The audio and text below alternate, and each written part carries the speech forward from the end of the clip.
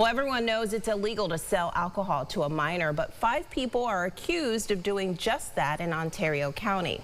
Ryan Hermanit spoke to the sheriff about the charges they face, the seriousness of the crime, and what happens next. Behind me is one of 5 businesses here in Ontario County where deputies say patrons under the age of 21 were served alcohol this past week. And as summer approaches, the sheriff here tells me he hopes to put a stop to even more operations like these.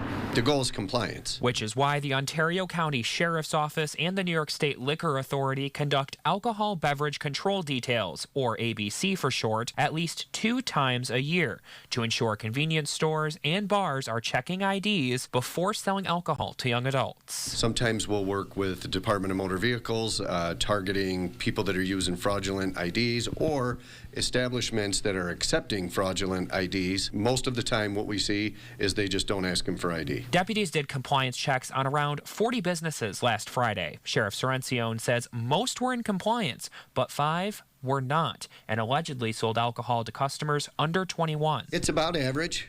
Sometimes we're as low as 1 or 2. We've had as many as 8. The stores who allegedly failed include East Lake Store in Canandaigua, Speedway in Shortsville, plus Burn Dairy, the Hideout Bar and Grill, and Sideshow, all in Geneva. If you're selling a 30-pack to a 19-year-old kid, they're going to go supply potentially 5, 6 more kids, and they could be even younger, 16, 17. You don't know. As a result, each business will receive a fine of around $1,500 from the Liquor Authority and may be subject to more frequent drop-ins by deputies and state officials. It's on the people that work in these establishments to make sure they get proper ID and that they're only affecting sales to people that are old enough to consume alcohol. As for the store clerks and bartenders who allegedly sold this alcohol during the latest compliance checks, they were all charged with unlawfully dealing with a child, which is a misdemeanor.